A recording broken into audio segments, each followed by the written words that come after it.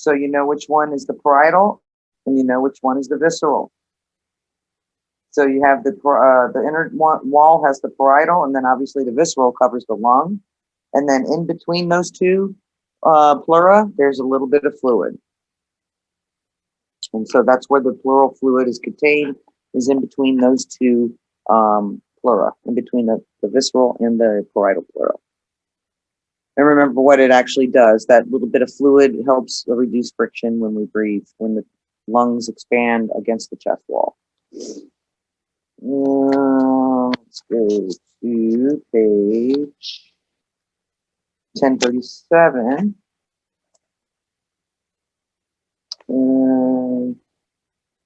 Right hand side of the page, we're talking about almost down to the bottom of the page, positive pressure ventilation.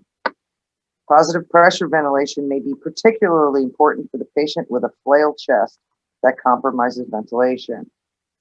Everybody, you got to remember what a flail chest is, because they kind of describe it. They don't actually say flail chest, but you need to pick up on it that it's a flail chest. And how do we treat it? We treat it with positive pressure ventilation. 85 and 86. 85. Okay, go to page 1036. So same page.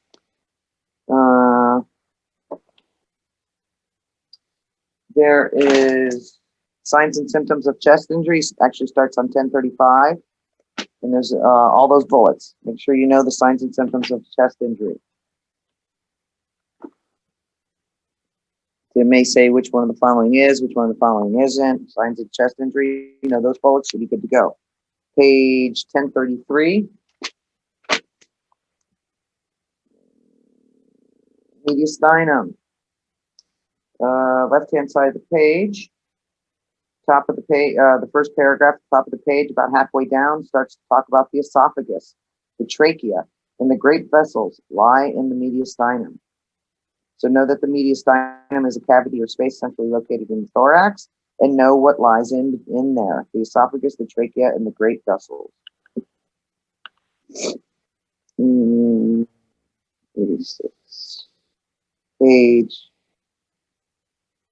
Hold on. Sorry, I had to sneeze. Woo!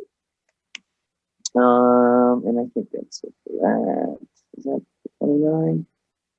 Okay, that's good. Let's go to chapter 30.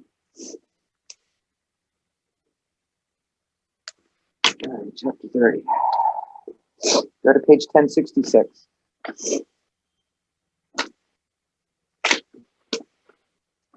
All right, 1066.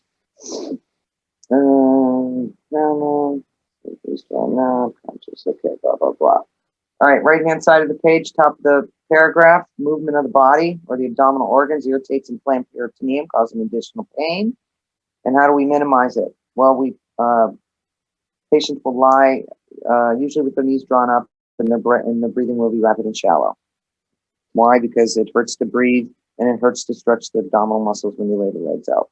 So make sure that that's how you transport your patient. Position of comfort. All right, 17. Go to page 1060.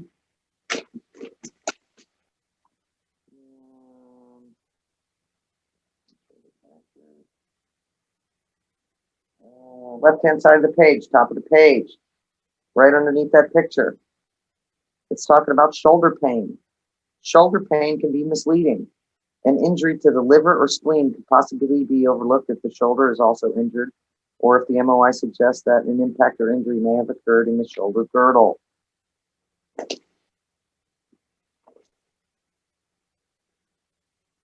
Which paragraph was that, Captain? It's left-hand side of 1060, top of the page. Okay, however, shoulder pain, copy, I got it. Bleeding from injury to the spleen. We're talking about referred pain here. Okay. So if you've got you got pain in your shoulder, it can, can be misleading.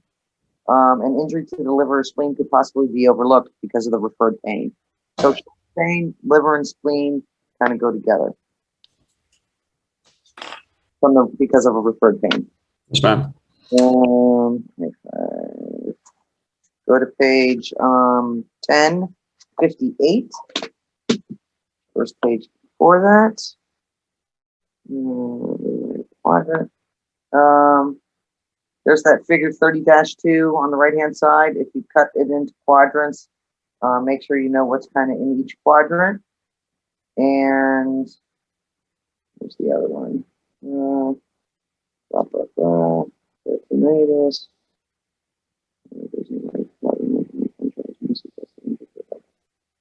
Okay. Peritonitis on the left-hand side of the page, down towards the bottom of the page. It talks about peritonitis, and so you need to know that the peritoneum is inflamed and painful, which is peritonitis. When these substances are, so obviously if something spills into that area, you know that these substances spill or leak the peritoneal cavity. They cause pain and irritate the peritoneum. The first signs of peritonitis are severe abdominal pain. That's 1. 2 is tenderness. 3 is muscular spasm. So know about peritonitis in that little area right in there. Know signs and symptoms and what causes it. 27. Let's go to page 1059.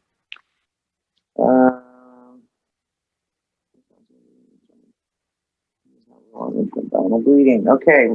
Page 1059, left-hand side of the page, right above the second paragraph. We're talking about absence of pain. So we're talking about blood can irritate the peritoneum, constipation, reported abdominal pain. However, this may not always occur. Therefore, this is what you need to remember. The absence of pain and tenderness does not necessarily mean the absence of major bleeding in the abdomen. So they don't have to actually have that to have bleeding in their abdomen. But they should because of peritonitis, but that doesn't necessarily have to happen. So be aware of that.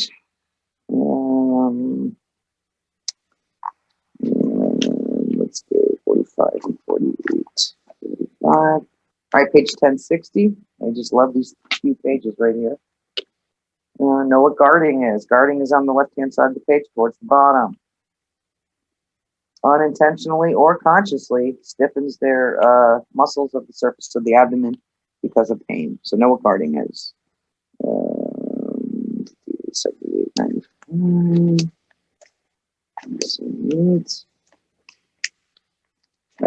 All right, go to page 1063.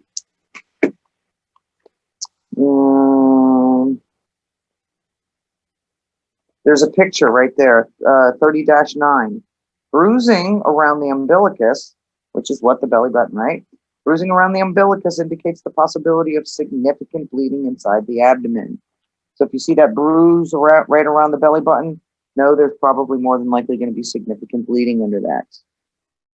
Okay, 95. And go to page 1058. Back to 1058.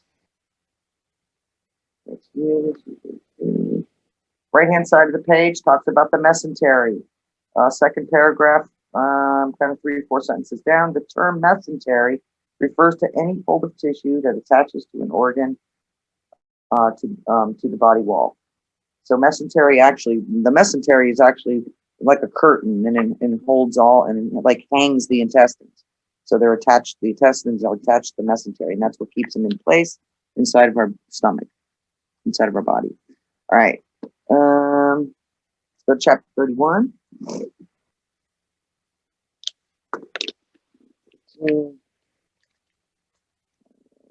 Chapter 31. 1096.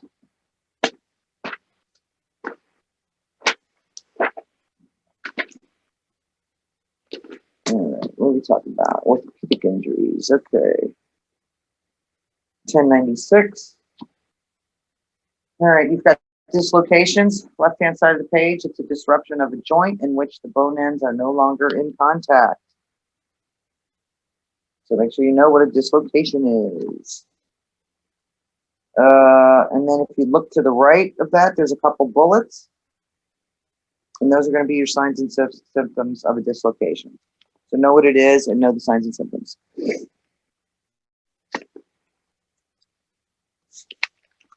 14 and 15. So,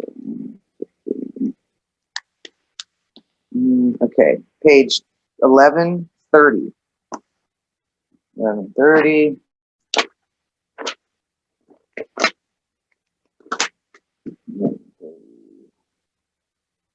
Actually, on page 1131, left-hand side of the page, they're talking about foot injuries.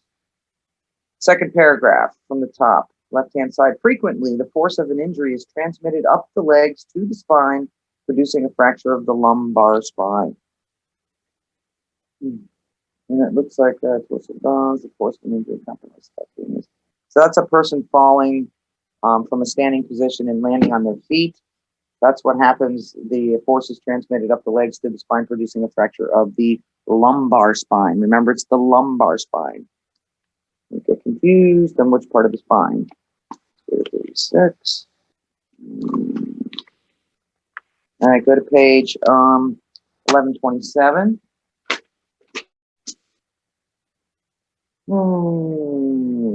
Just attack. Okay, so it's got a hip fracture. All right. Orthopedic, page 1127, left-hand side of the page, just above special populations box. Right above that little paragraph, it talks about you can effectively stabilize such a fracture, which is the proximal femur we're talking about, the fracture of the proximal femur. Okay, you can effectively stabilize such a fracture by placing the patient on a backboard or scoop stretcher, using pillows or rolled blankets to support the injured limb in the deformed position. So padding, scoop stretcher, padding, and obviously securing the person to the scoop. That's pretty much just scoop that patient. Leave the injury the way it is and be on your way. Especially only if they have PMS. If there's no PMS, you're going to have to try to get PMS back by using traction. But just look out for make sure you've got PMS before you just start scooping and going. All right. 36, 39. Go to page 1093. 10. Wait a minute, that can't be right. I hate when they do that. Wrong page number. It's definitely not 1093. Well, maybe it is. Hold on. I'm looking at 1193. All right, go to 1093. Sorry, my bad. That is within this chapter. All right, 1093. Right-hand side of the page, we're talking about the different types of fractures. You've got 1, 2, 3, 4, 5, 6, 7, 8 types of fractures. I would know what my epiphyseal fracture is, which is a fracture that occurs in the growth plate. That's a bad place to have a fracture. So know what epiphyseal fracture is. Know what a transverse fracture is. It's a fracture that occurs straight across the bone. And know what a pathological fracture is. That's a fracture of weakened or diseased bone seen in patients with osteoporosis. So basically, they already kind of have a fracture there. You just need to aggravate it. So it usually happens on old bones. So know your pathological, your transverse, and your epiphyseal. Know the definitions. You're going to have to pick those out. Let's see, 39, 52. All right. Page 1094. Next page over. Point tenderness. Know what point tenderness is. Right-hand side of the page. It's highlighted. Point tenderness on palpation in the zone is the most reliable indicator of underlying fractures. So basically, point tenderness is right when you press on it, or whatever area you're pointing on or you're pressing on, they have pain there. That's usually where the fracture is, right below that. So know what point tenderness is. 52, 60, 67. Okay. Go to page 1121.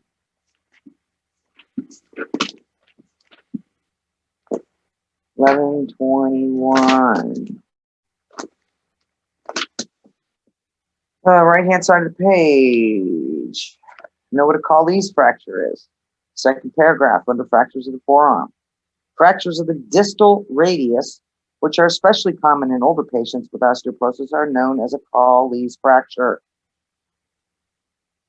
The term a silver fork deformity is used to describe how it looks. So if your arm kind of looks like a fork, it's the distal radius, and it's called a Colles fracture. Make sure you know what a Colles fracture is and how to stabilize it. All right. 60, 67. Go to page 1116. 16. The AC joint. Know what the AC joint is. Right hand side of the page. Know what it is and know how to treat it. The joint is frequently separated during sports or hockey. And read down a little bit more. It's where the distal end of the clavicle will often stick out and the patient will report pain. So, and again, you're going to just stabilize that in the position it was found. That's going to be your dislocation of your AC joint. Know where it is, what it is, and how to treat it. 73. All right, go to page 1104. 1104.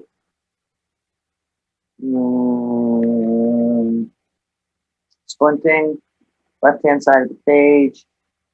Unless the patient's life is in immediate danger, you should splint all fractures, dislocations, and sprains before moving the patient. Obviously, if they're in shock, we're not going to waste time doing that. So be careful with that. If both femurs are broken, you kind of want to write this off to the side when it talks about having both femurs broken. Just bind the legs together, maybe with a sheet or with a thick 6-inch bandage or something like that. But double bilateral femurs, if they're shocky, you don't have time, you're going to bind their legs together and haul ass. Because that's obviously life-threatening, the bilateral femur fractures. So be careful with that. 69, 73. Okay, last but not least, go to page 1125. 1125. Dislocation. All right, dislocation of the hip, right-hand side of the page. About 3 or 4 sentences down, talks about a posterior one. So you have a posterior dislocation of the hip most commonly occurs as a result of a motor vehicle crash in which the knee meets the direct force, such as the dashboard. The entire femur is driven posteriorly, dislocating the hip joint. So know what a posterior dislocation is and mostly when it happens.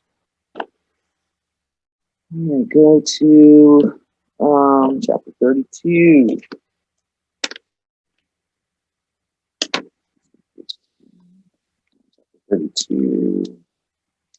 All right, I go to page 1143.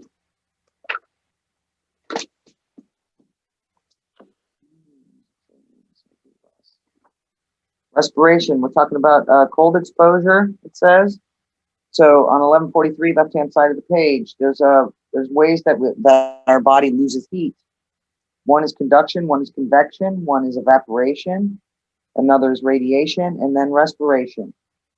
So know that those are ways that we can lose heat, and especially respiration is because we're losing heat because we're blowing out a warm air that's exhaled into the atmosphere. So that's another way that we lose heat. But know those 1, 2, 3, 4, 5 ways that we lose heat. Yep. Go to page 1147.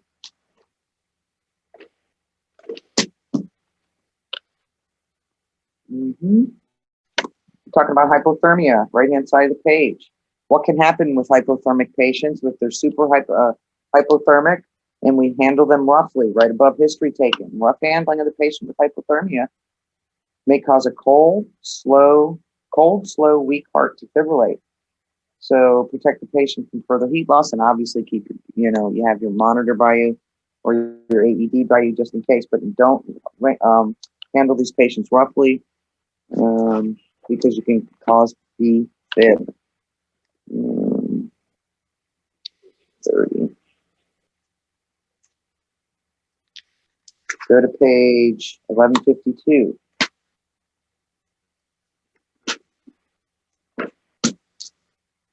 1152, we're talking about heat stroke. Know what you need to know about heat stroke.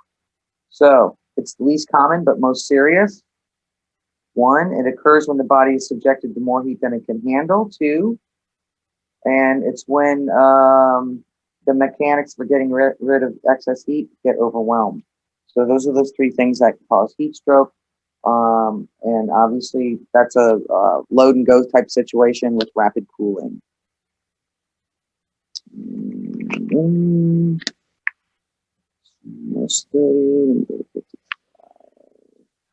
Go to page 1144.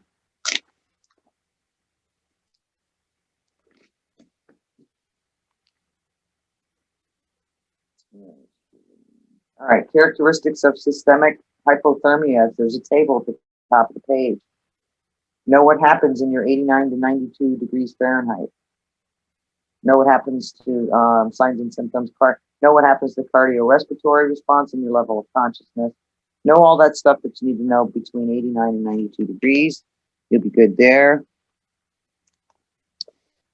60. Go to page 1121. Go back a little bit. 1121. Wait a minute, that's wrong. Sorry, my bad. 1151. That's the wrong chapter. 1151. 1151.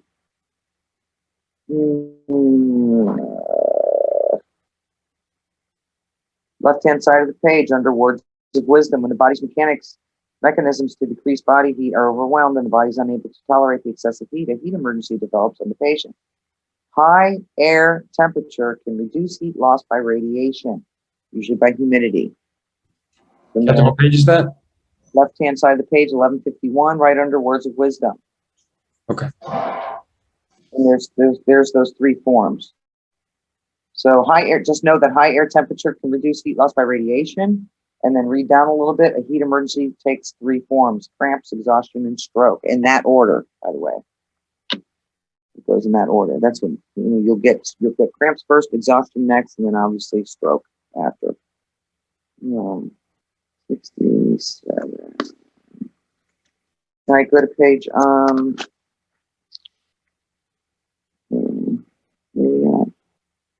68. Sorry.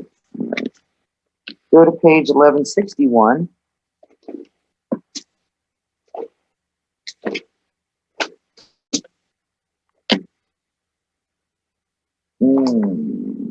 Air embolisms. Know about air embolisms.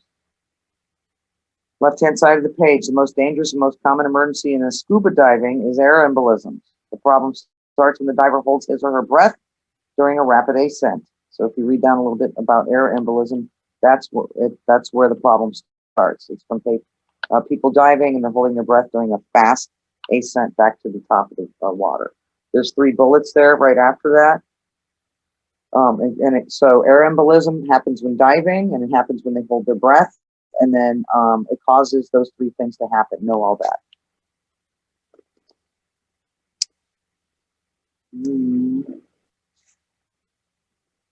84, 93. Go to page, we're talking about drowning, 1159 to 1160. 60.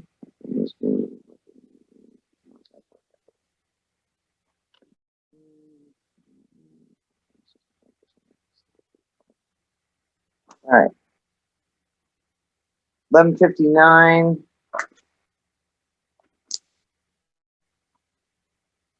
Okay, it goes through these steps.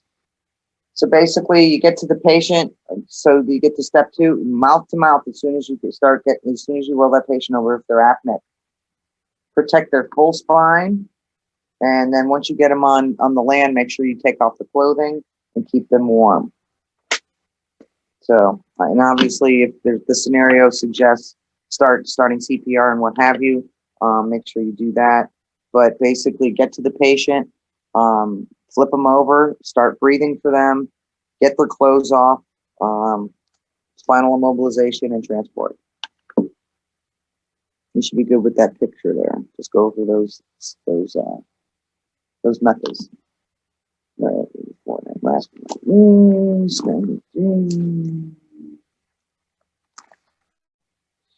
Okay, page 1142.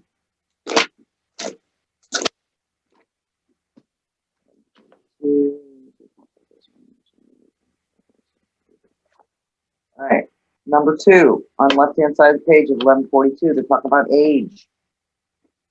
All right, know about why age is a big deal.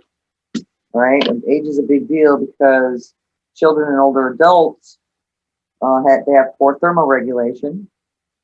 So number 1, they do not have the ability to shiver.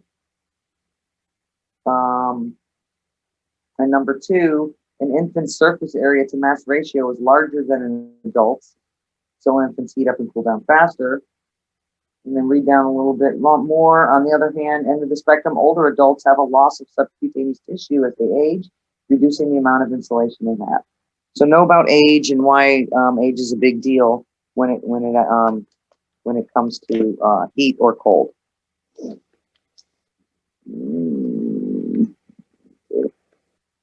Okay. Go to chapter 33. 1195.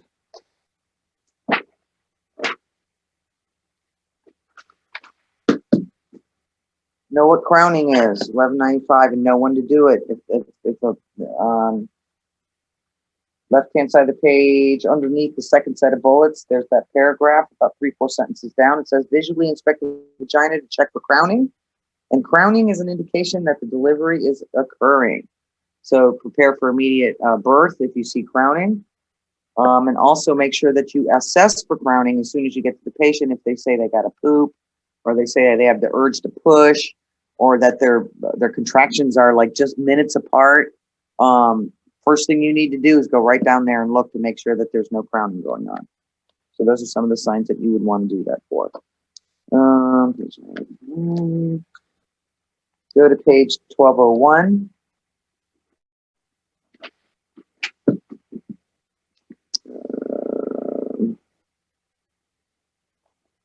Post-delivery care, left-hand side of the page. Pretty much that first sentence there, it talks about as soon as they're delivered, mother is able to blah blah blah, put the baby skin to skin. Because you need to keep the newborn warm and man-proof for freezing. So dry them off real well, then wrap them in a clean blanket or towel to maintain warmth. Page that, Captain? Post-delivery care, 1201, left-hand side. Oh, The baby is born, they need to be dried off and warmed up, because that's the first thing. We need to warm the baby, either skin to skin or dry them off real well and wrap them up real good. So that's number 1. Number 2, read down a little bit more. They talk about make sure the top of the head is covered. And then a little bit further down, consider placing newborn on one side with the head slightly lower than the rest of the body. That's when you're going to. But the main thing is keep that baby super, super warm the second that they're born. Either wipe them off and then wrap them up, or put them skin to skin with mom. So as soon as they're born, ensure that they're thoroughly dried and warmed. Where's that APGAR? Page 1203, table 33-2, left-hand side of the page. That very last bullet for BLS, I would remember that. Perform chest compressions if there's no pulse, or if the heart rate is less than what? 60. That's after 30 seconds of ventilation and the heart rate doesn't increase. If it's still below 60, you need to start chest compressions. Right? Even though there's a heartbeat there, it's just not good enough. So you're going to have to start compressions if it's below 60. 1205, bottom of the page, there's your APGAR. You guys should be familiar with that. You're going to have to I think give 2 APGARs. So make sure you know how to do the APGAR. Add it up to give me a number. All right.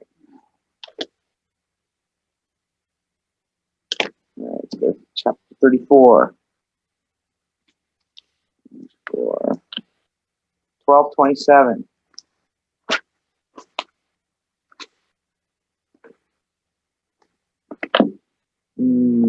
Pediatric Assessment Triangle, the PAT. You better know about that. So know that it consists of 3 elements. Its appearance, muscle tone, and mental status. So you need to know that. And if you go to the very bottom of that paragraph, the very last paragraph, an infant or a child with a normal level of consciousness will act appropriately for his or her age, exhibiting good muscle tone and maintaining good eye contact. So that's how you know they have a normal level of consciousness. If they got good eye contact, good muscle tone, and that type of thing. And know what the pediatric assessment triangle consists of.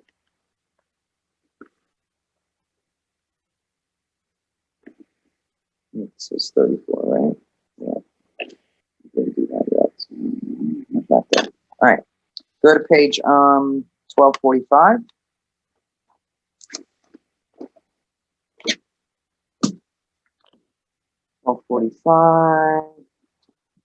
Right hand side of the page. We're talking about oropharyngeal airways. Right above skill drill 34-2. Right above skill drill. We're talking about, obviously we know that's unconscious patients that don't have a gag reflex. That's when we use it. But be careful with pediatrics, because pediatric patients with a gag reflex do not tolerate an OP airway. In addition, this adjunct should not be used in children who may have ingested a caustic or petroleum-based product, because it may induce vomiting. And if they re-vomit caustic or petroleum-based stuff, that's bad. Obviously, it burns going in and it's going to burn coming out. So we want to try to avoid that. So no OPAs in children because of the gag reflex.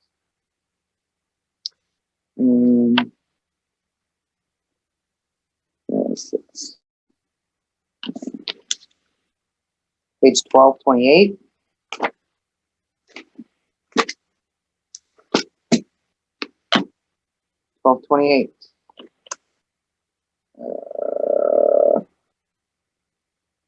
All right, they're talking about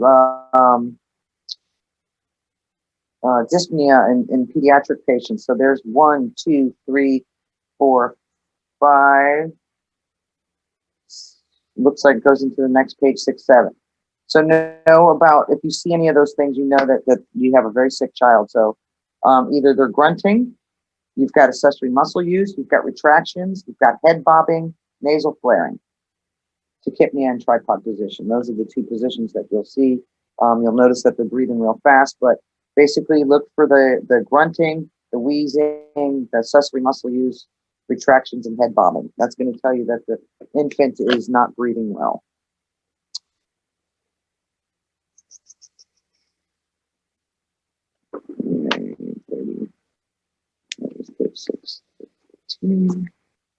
Go to page 1238.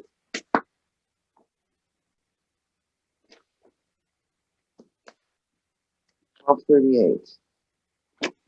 Talk about blood pressure in kids. We usually don't do blood pressures in kids. Know the cutoff year. It's right hand side of the page, original words of wisdom.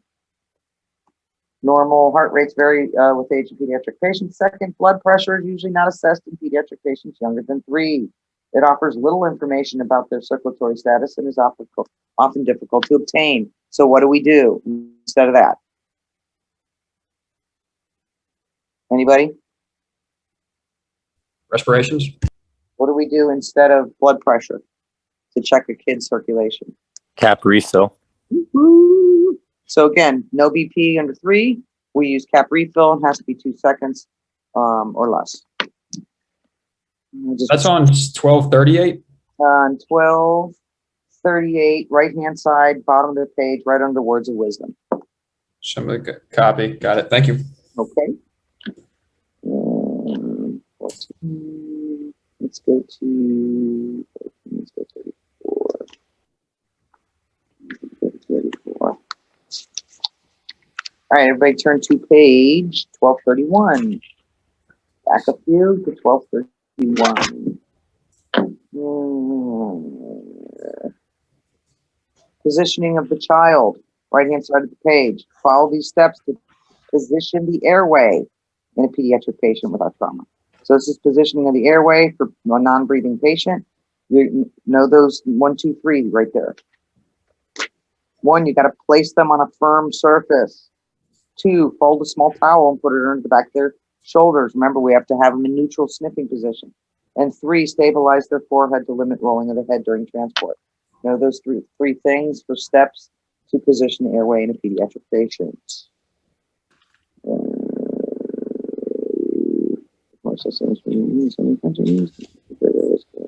Page 1230, the page before that, under hands-on ABC, on the right-hand side of the page, right under those bullets.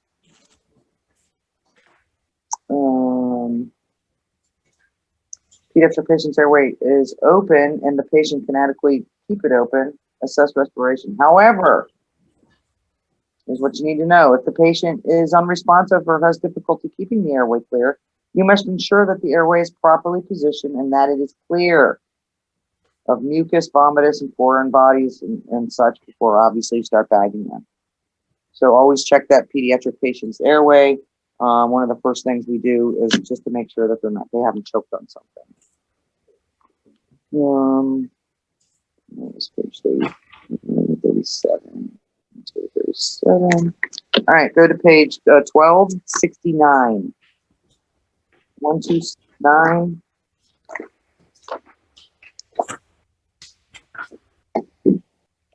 One, 2, 6, 9. Right-hand side of the page, right under words of wisdom. We're talking about bruising on children. Bruises to the back, buttocks, ears, or face are suspicious and usually inflicted by a person. What if you see bruising on their shins? Is that kind of a normal finding for a kid? Yeah, they probably just fell. Yeah, they're always, my shins and my knees were always scraped up and stuff. But if you've got them on the back, on your butt, your ears, places that like, a kid wouldn't fall. You get my meaning, my drift on that. So be careful when you're reading that scenario. All right. 44. All right, go to page 1241. 1241.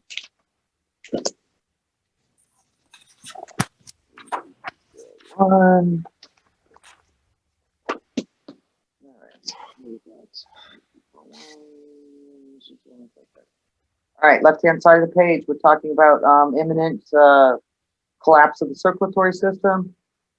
So looks like the 1, 2, 3rd paragraph, kind of halfway in between the paragraph. We're talking about pediatric patients with periods of apnea, if the lack of oxygen becomes more serious, blah, blah, blah, blah, blah. All right, so changes in behavior will also occur with the pediatric patient. This demonstrates an altered level of consciousness. What's going to happen is as the lack of oxygen becomes more serious, the kid's not getting oxygen, the heart muscle itself becomes hypoxic and slows down, therefore leading, to bradycardia.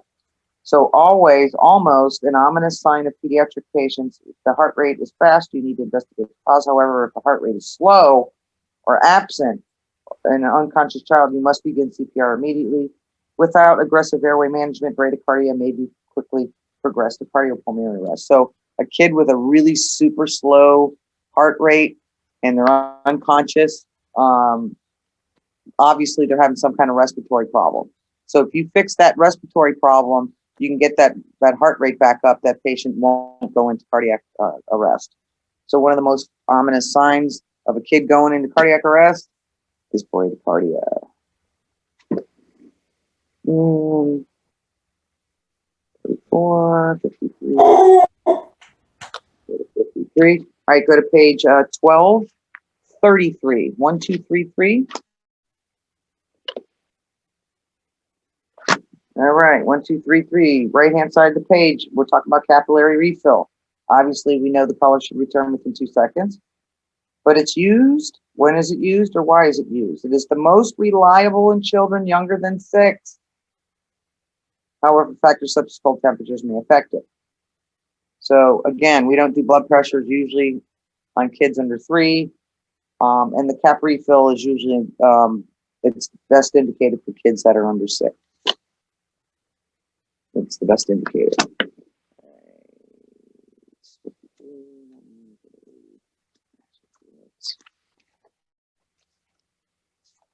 Go to page 1232. Page before it, right before it. Right. Abnormal breath sounds at the bottom of the page, 34-5. You've got crackle, stridor, wheezing, grunting, and then obviously silent. Don't worry so much about the silent, but the crackle, stridor, wheezing, and grunting, I would know each one of those. Like if they describe, like if they say, oh, high or low pitched sound usually heard during it, it's wheezing. If they say, indicates partial upward, it's stridor. And then obviously it reflects the pediatric patient's attempt to keep the alveoli open by increasing pressure in the chest cavity. I'd really know that one, grunting. Grunting is used to keep their alveoli open. All right. That's 35. 1294.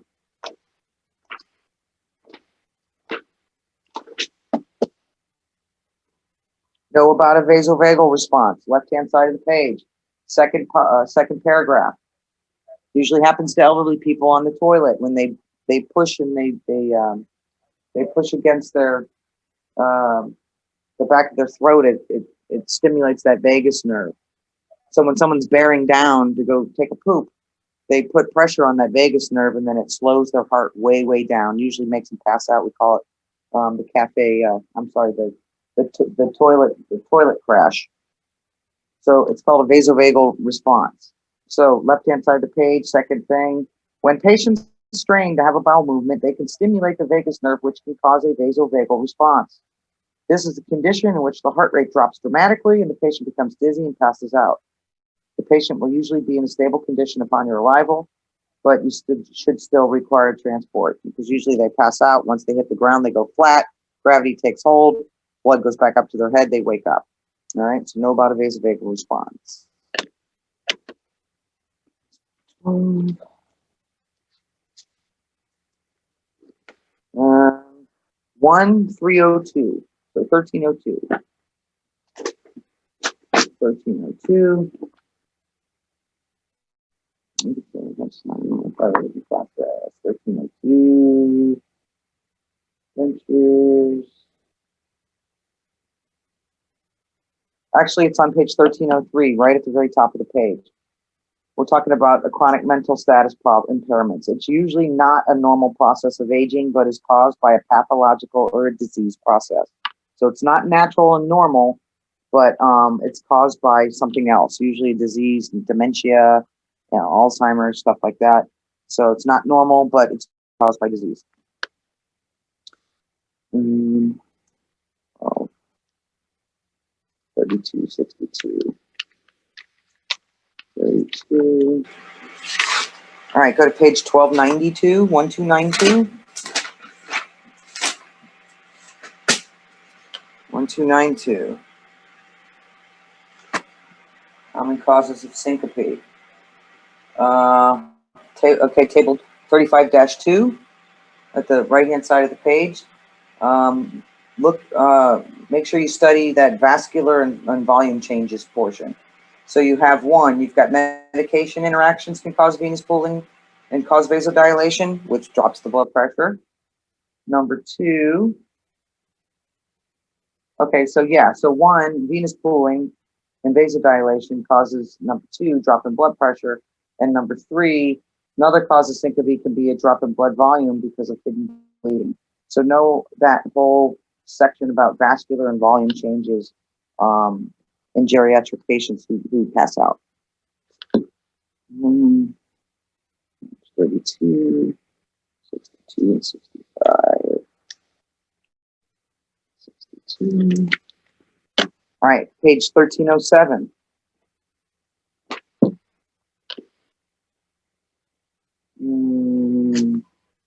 Words of wisdom at the bottom of the page on the right-hand side. I would know that box. So, more predisposed to head injuries, such as subdural hematomas. And there's those 4 bullets down under there. So be very, very careful with elderly patients who have head injuries because of those 4 things at the bottom. Usually they have long-term alcohol abuse, recurrent falls, repeated head injury, and then obviously blood thinners. Blood thinners is a big one. That usually constitutes a trauma alert, even from a minor head injury in an elderly patient on blood thinners. 65. 1313.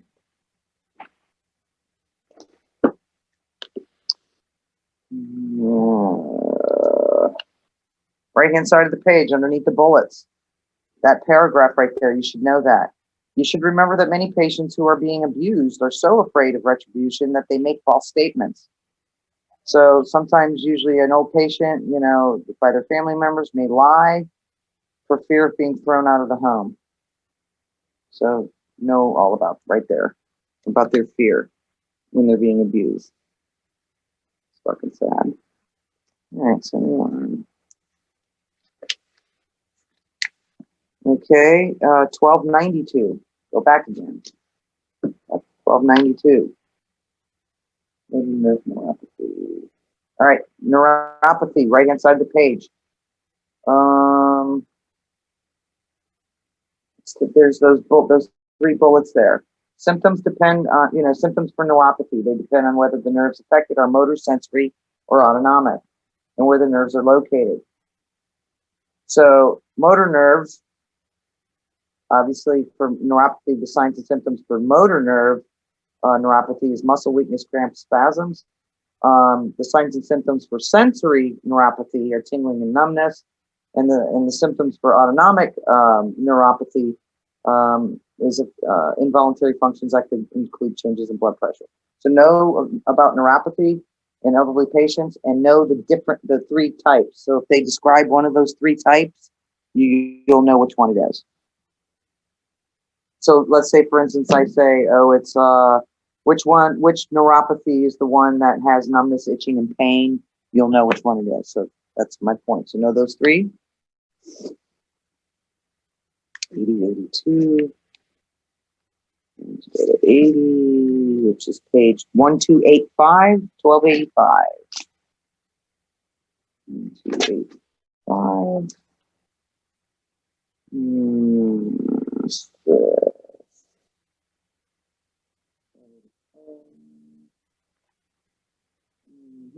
Here we go.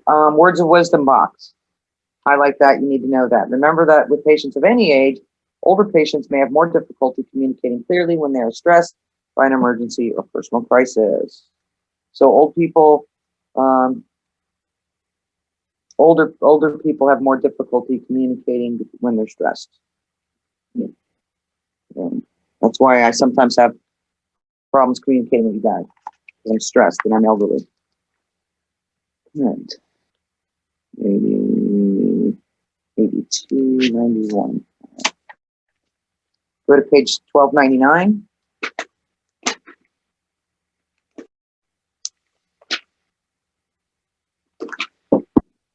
$12.99.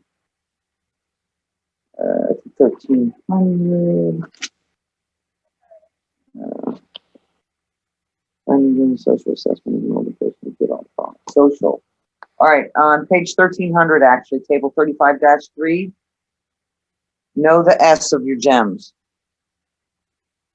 So know what to do for S. Know what to do, what to look for, what to ask, family members, yada, yada.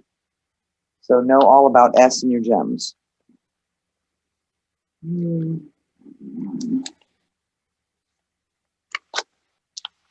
And 1306, last but not least. 1306. And you practice the pelvis and older patients.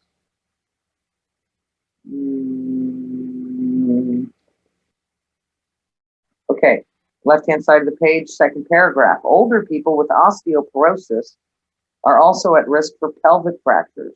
A pelvic fracture may also be caused by low energy mechanism or a standing fall. So they may just very well just stand up from a chair and then pop. All right. So know that older people with osteoporosis are higher risk for pelvic fractures.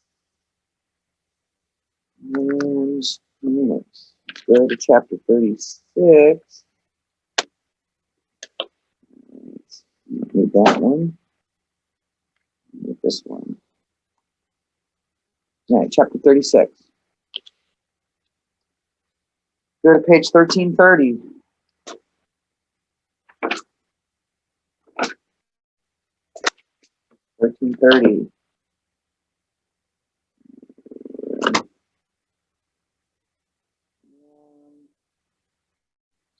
Cerebral palsy, left-hand side of the page. Second paragraph, halfway through, we're talking about patients with cerebral palsy may have an unsteady gait, which is ataxia, and they may require the assistance of a wheelchair or walker. And the other thing to remember, right-hand side of the page, second bullet, that their limbs are usually underdeveloped and they're prone to injury. So know that stuff about cerebral palsy. 1327, 1327. Hearing impaired. Bottom of the page, what you need to do with hearing impaired patients. Don't scream at them. Position yourself approximately 18 inches in front of them because they're hard of hearing. They typically have more difficulty hearing higher frequencies, so lower the pitch and don't shout. So those couple things, don't shout, lower the pitch, and stay approximately 18 inches away from the patient when you're speaking to them. They can usually read lips from that far away. If you're any closer than that, they won't be able to read your lips. 39. All right, go to page 36. Go to page 1325. Page before that.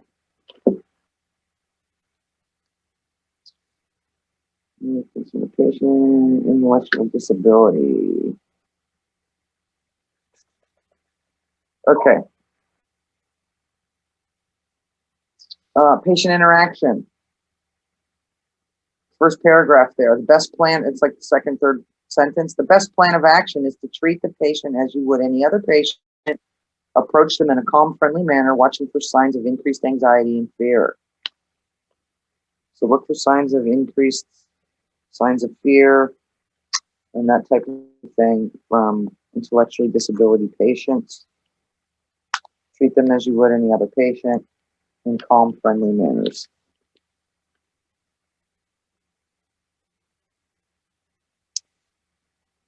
That's 49, 67.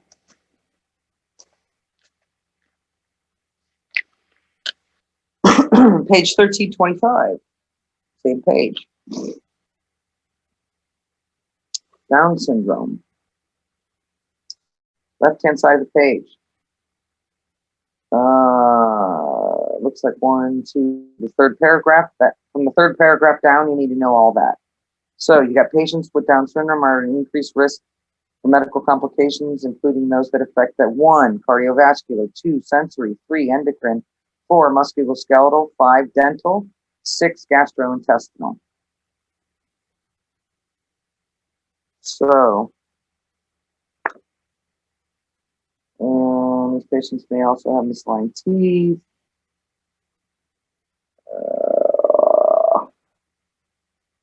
Okay, right-hand side of the page, 1325, second paragraph. According to the National Down Syndrome Society, the anteroaxial joint, where the first two vertebrae meet, is very unstable in approximately 15% of these people. So you got to be really, really careful with these patients. They may have spine injuries just from very minor falls and things. So be real careful with that.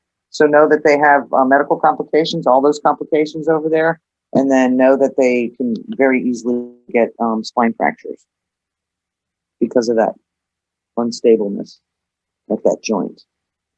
94. All right. 1333, 1333.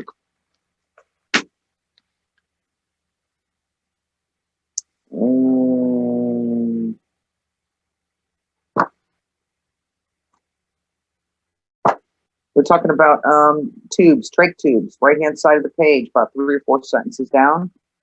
Occasionally, the opening around the tube may become infected. So your care of a patient with a tracheostomy tube includes maintaining an open airway, number 1, maintaining the patient in a position of comfort, number 2, administering supplemental oxygen as needed, number 3, and providing transport to the hospital, number 4. Now remember, we do not remove tracheostomy tubes.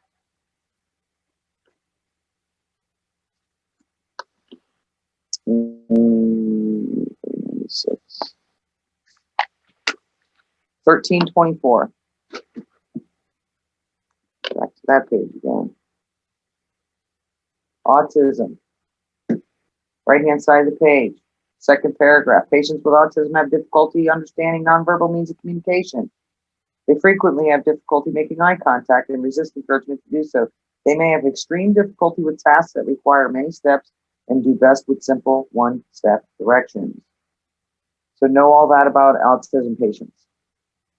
Difficulty understanding, they have nonverbal means of communication, they can't make eye contact, and they resist encouragement to do so. And they require, difficulty with tasks that have lots of steps. So know all those things about autistic kids or people. 6. Chapter 37, page 99. 1359.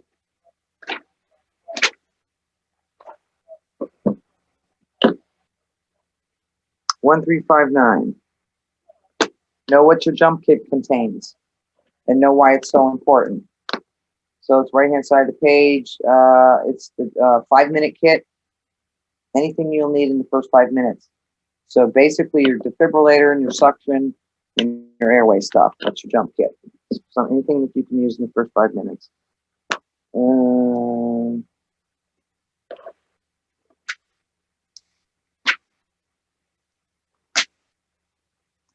Traffic control.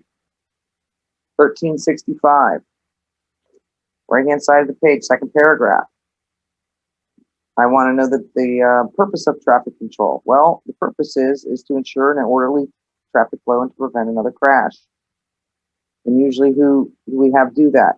Law enforcement. So law enforcement should control the traffic, and we use it to prevent other crashes and to get the flow of traffic moving.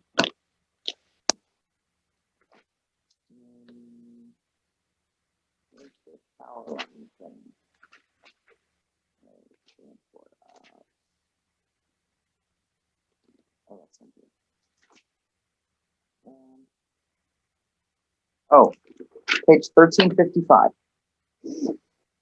Right hand side of the page. Second paragraph, talking about portable suctions.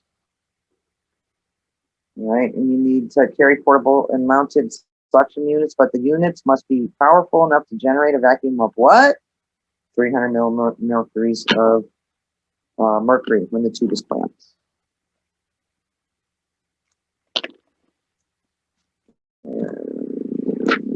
These. Page 1357. Talking about oxygen.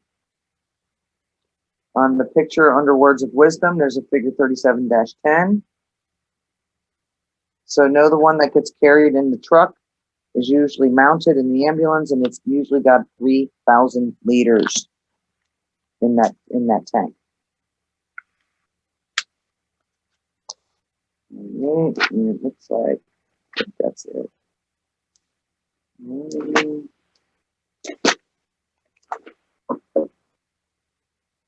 Oh.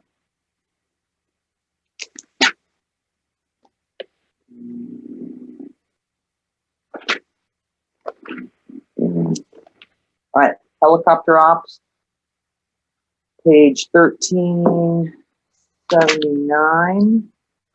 1379. There's a figure on the right-hand side of the page, figure 37-32.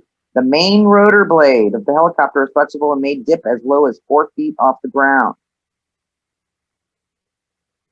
So you should make sure you know that it can dip as low as 4 feet off of the ground. Chapter 38. 3. Move this one back. All right, chapter 38. 1401.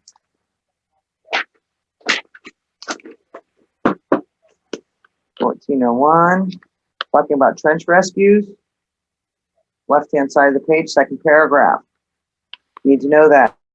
Whole paragraph right there. There's a risk of secondary collapse. It's a concern for rescue personnel. And when you arrive, park at least 500 feet from the scene. And the reason being is because there's vibration that can cause a secondary collapse. I think you guys already knew that. Let's go 11. 1390.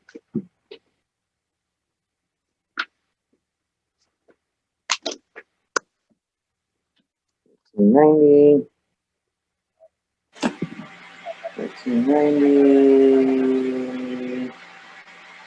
Fundamentals of extrication, right-hand side of the page, very first sentence. And you guys should already know that it's a safety question. So, as an EMT, your primary concern during all phases of a rescue is safety.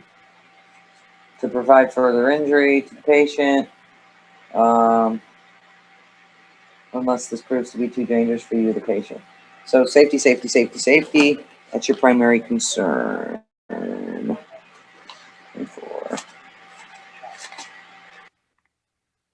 All right, go to page 1397, 1398. It says 1397.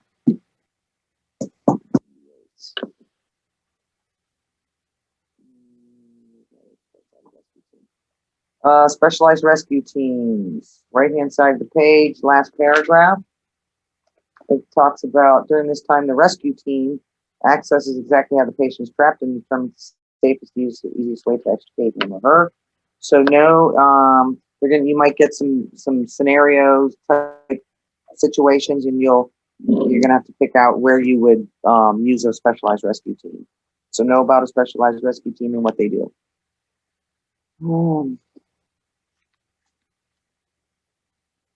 42. All right. Go to page 1390. Back there again.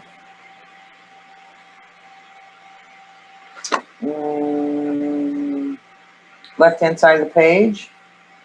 1, 2, third paragraph. Airbags. They normally deploy, but however, airbags that have not deployed may spontaneously inflate. So be very careful with uninflated airbags on car crashes. 42, 66. All right. Page 1395.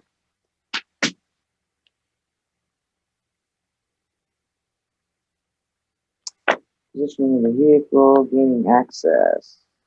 Right-hand side of the page, right under words of wisdom, there's 4 bullets. To determine the exact location and position of the patient, consider the following things. Is the patient in a vehicle or some other structure? Is the vehicle structure severely damaged? What hazard exists that poses to us? And in what position is the vehicle and what type of surface is it on? So, gaining access to patients in car crashes to determine their exact location, know those 4 bullets.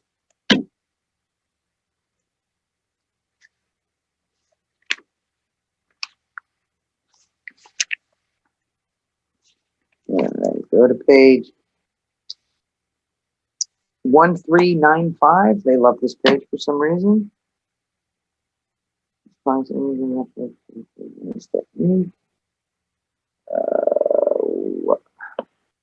right. Underneath those 4 bullets, about halfway through that paragraph, depending on the patient's condition and scene safety, you and your team may have to use the rapid extrication technique to move a patient who is not entrapped from a sitting position inside a vehicle to a supine position on a backboard. So remember what a rapid extrication technique is. Remember, it's not somebody that's an immediate life-threatening thing. They're sitting in a sitting position. You may even want to use a KED on that patient. So if the scene is unsafe and the patient is not entrapped.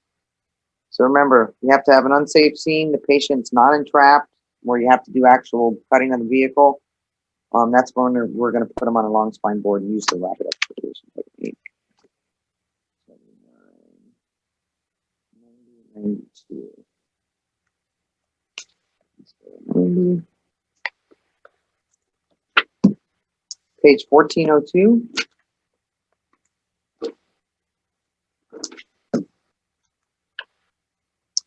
Page 1402. Left-hand side of the page, we're talking about a tactical situation. Second paragraph down. When called to the scene of a law enforcement tactical situation, determine the location of the command post and report to the incident commander for instructions. So that's on a tactical situation. The PD is going to be in charge of that one.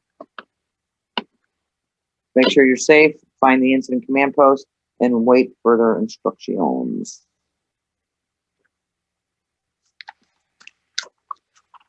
$13.91. Back to that again.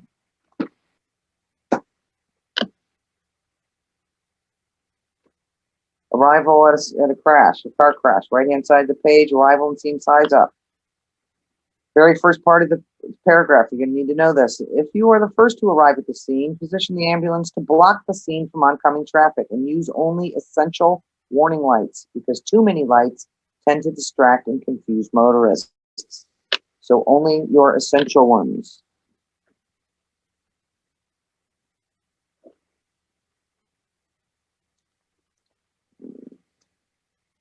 Chapter 39. We're almost there, guys. Good job. You still with me? Yes, ma'am. Yes, ma'am. Ma'am, we're here. Okay, just making sure. Just checking. All right, we're just got 3 more chapters to do, but there, of course, there's I think 10 for each chapter. So, all right. Chapter 39. We just did 39, right? No, we just did 38. Okay, now we're on 39. All right. Go to page 1422.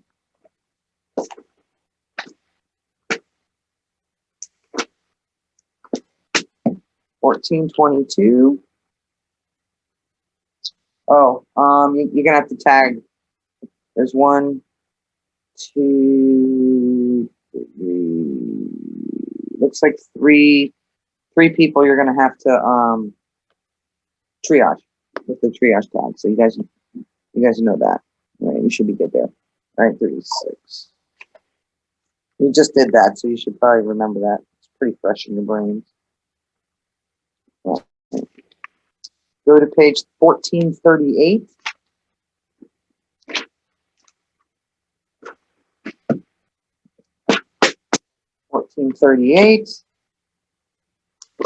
Know your 3 zones and what happens in each one of them. You got your cold zone, warm zone, and hot zone. Know what happens in all 3 zones.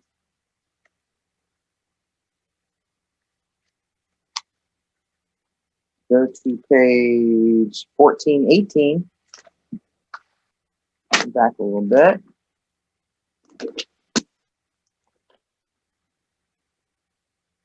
All right, you've got 1, 2, 3, 4. You got 4 different supervisors. You got a triage, a treatment, a transport, and a staging. If they describe which supervisor that is, you should be able to pick out which one it is. Is it the triage, the treatment, the transport, or the staging? So know those 4 and the definitions of what who does what. 51. Go to page 1420. Next page over.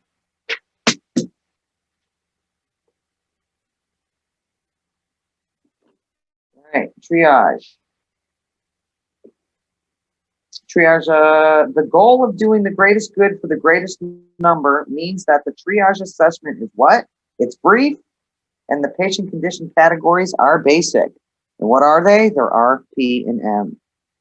So, greatest number, to do the greatest good for the greatest number, keep it brief, and vary just those three things, R, P, and M.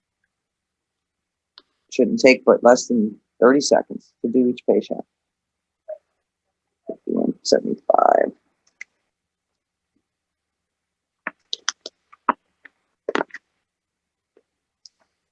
Um, 1437 and 38. I think we were just that on that page.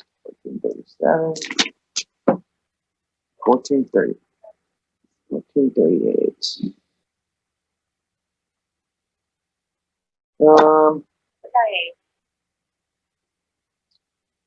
Hazmat. Just see if I can find what a research and there. I'm sorry to fail that whole thing. You're not asking where you know from them off channel. All right, you're doing way too loud. All right, under hazmat operations.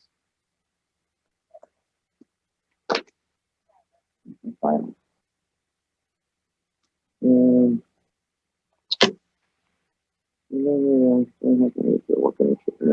Treatment area.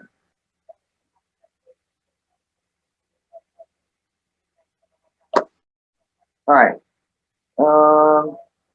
Left-hand side of the page of 1438 down at the bottom, right above that very last paragraph.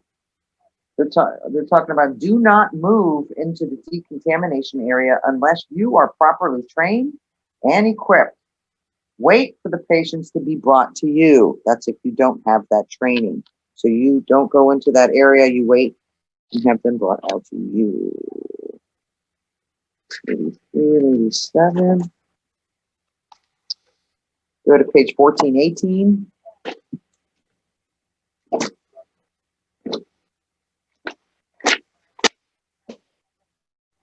Again. Again, it's one of those four. It's another one that they're describing and you got to pick it out. So there's two that you could potentially get if you know those. So I'm not going to go over that again. 87.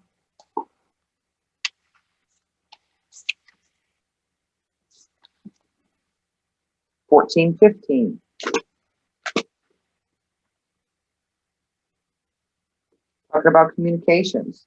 Know about communications. Historically, it's been the weakest point at most incidences.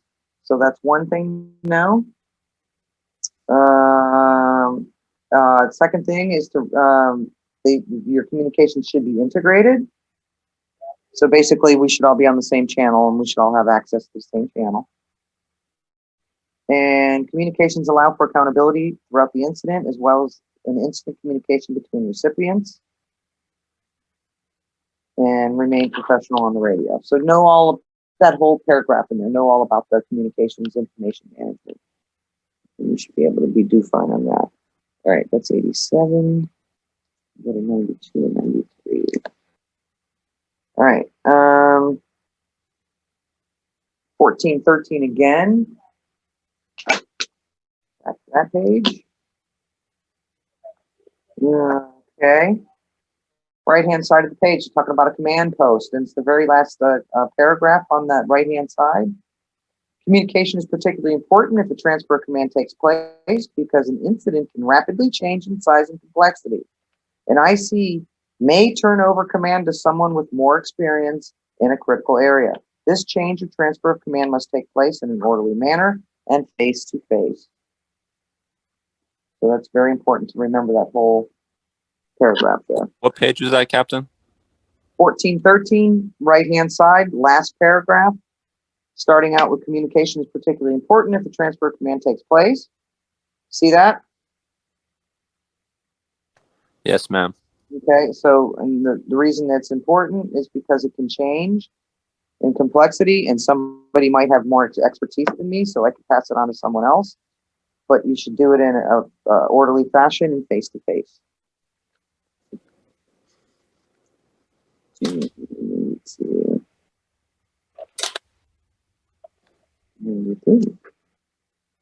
1439.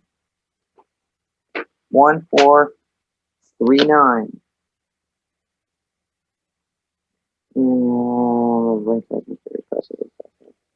You've got 4 levels of hazmat for toxicity levels. You've got 4 levels. I would know what each one is. So level 0 is like little hazard. Level 1 causes irritation. Level 2 causes temporary damage. Level 3 extremely hazardous, and level 4 is super hazardous. So if they describe a scenario type thing, you'll be able to pick out what level of toxicity level that the incident is. That was 93, 96, and 97. All right. Page 1418.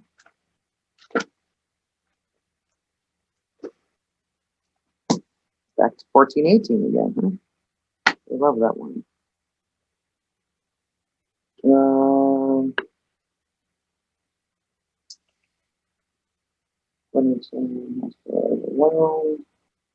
under treatment supervisor. Okay, know that secondary triage of patients is performed and that adequate patient care is given as resources allow. So after triage, they get taken to the treatment center, and once they get to the treatment, they get triaged all over again, because they very well could have changed from point A to point B. So make sure that they get a secondary triage the moment that they enter the treatment area.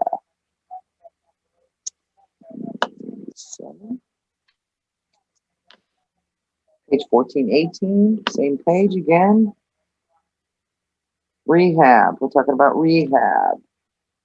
So you have the rehabilitation, know what the rehabilitation area is. It's on the right-hand side of the page of that page, and it's bolded. The rehabilitation area should be located from and away from any fumes and crowds and out of the view of the actual scene itself. So know where to set up your rehab with if and when you need to do a rehab.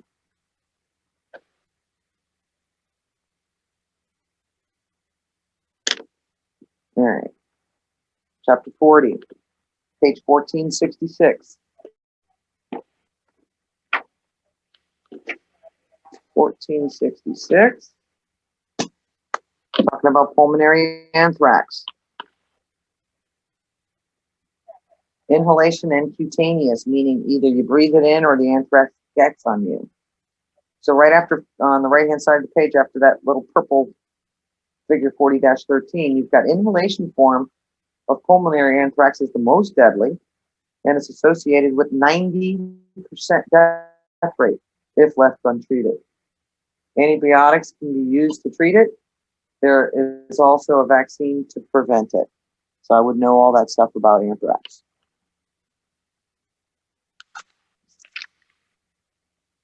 (1472), talking about dirty bombs.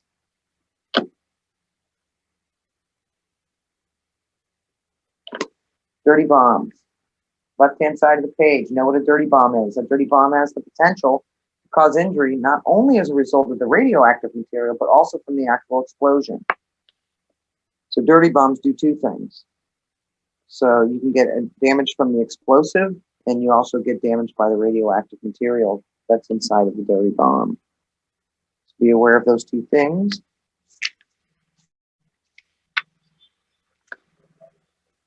(1459).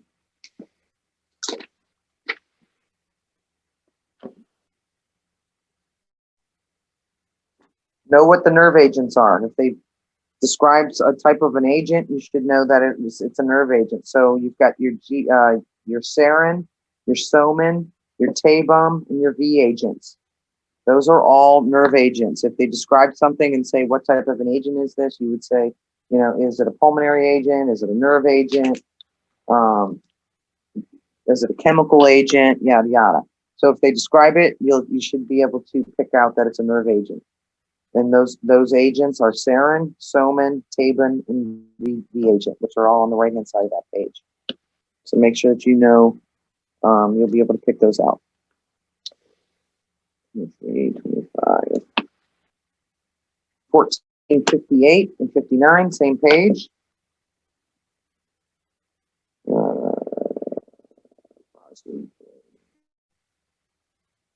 1458, chlorine and phosgene. Those are pulmonary agents. So if they start talking about something that's chlorine or something that's phosgene, you know that's going to be an irritation to the respiratory tract. So difficulty breathing, chest tightness, hoarseness, stridor. I'm not thinking nerve agent, because nerve agent goes, gets on your skin. I'm thinking someone's coughing and having all those problems. They're probably being affected by a pulmonary agent, and it's probably either phosgene or chlorine. So be on the lookout for that. 41. 1457, page before it. Vesicant agents. These are your blister agents. Very first sentence, the primary route is what? Is the skin. However, if vesicants are left on the skin of the clothing long enough, they produce vapors that can actually enter the respiratory tract. So a vesicant can damage the skin, blistering it and tearing it apart, but if it stays on long enough, it can actually start to create toxic fumes. So it could possibly turn into both. So be aware of that. It could possibly turn into what? The vesicants on the right hand side of the page, if they're left on you long enough, and they start burning into the skin and stuff, it can actually create a vapor. So a toxic vapor. So not only are you getting it on your skin, you're now starting to breathe it. Okay. That makes sense? Yes, ma'am. 42. 1462. 1462.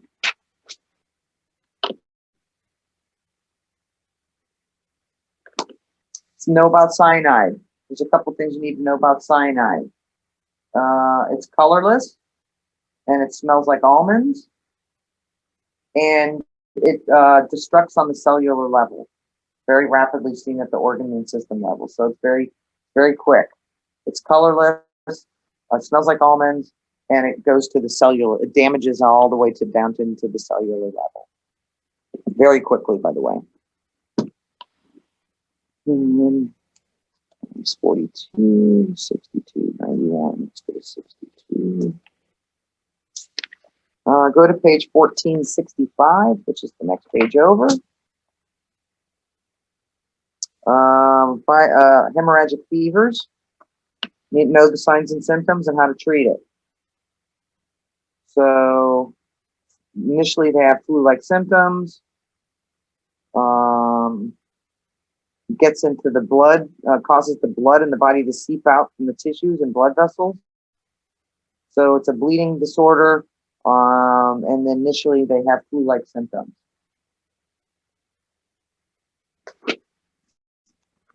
Oh, I hear thunder out there. All right. 91 and 94. Almost done, peeps.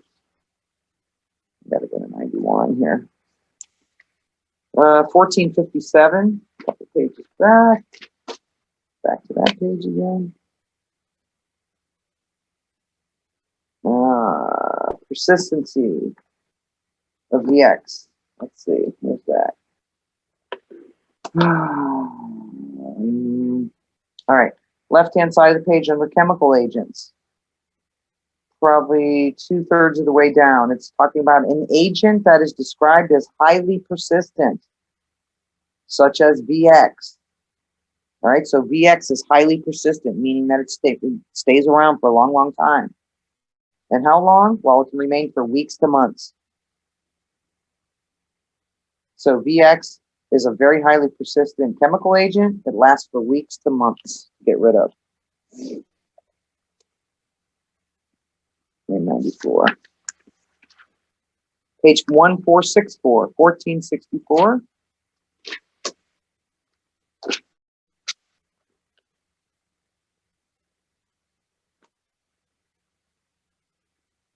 Chemical agents.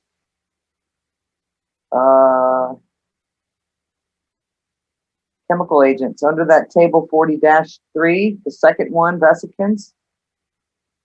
It's talking about one of the vesicants is phosgene. And what does it do as far as the lethality of it? Well, it causes large blisters to form, inhalation severely damages the airway, severe intense pain, and grayish skin and discoloration. So know that about phosgene. It's going to be a vesicant. Chemical agent is a vesicant. And know about phosgene that it causes large blisters, and then obviously it damages the upper airway and makes the skin grayish.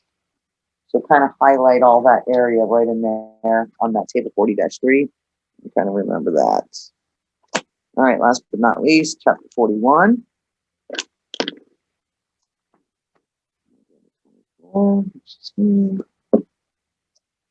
Page 1491.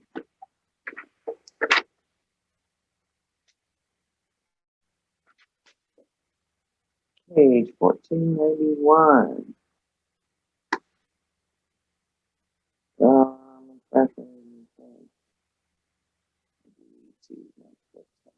Goal. Okay, a shared goal. So under a shared goal on the right-hand side, every healthcare provider on the team from EMT to must be committed to a common goal. While this may seem like common sense, evidence of providers not working as a team can be heard in such alarming phrases as, why take the time to splint the patient if they're only going to do it and undo it in the ER? So there's no point in doing this, blah, blah, blah. So not everybody's on the same page as a shared goal. So,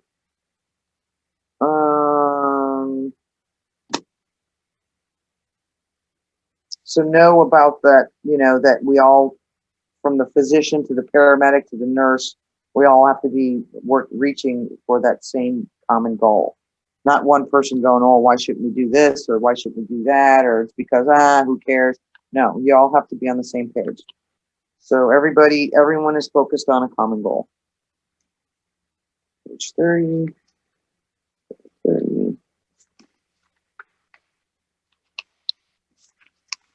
know, Tom. I know you're scared, buddy. All right. 1493. Know about a team leader.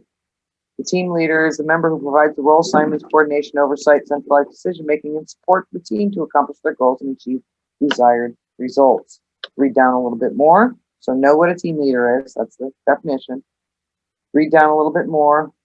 A key differentiation between a team leader and a group leader is that a team leader helps the individual team members not only to do their jobs, but also to work together.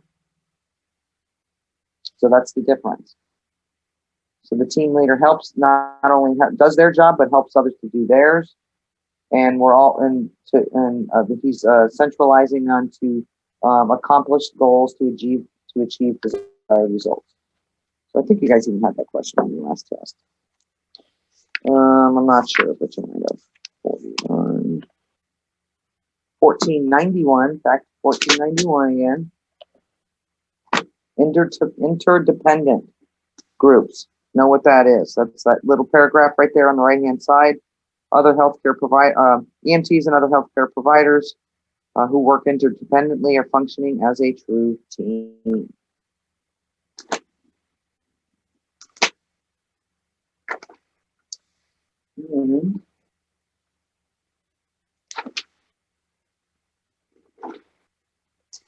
Know about spiking the bag. Know how to spike a bag. And know about a map or a saline lock is what they call it in the book. Know what that is. And dump. You guys should be good. Whoop, whoop. All right. Good luck. Tuesday. Thank you so much.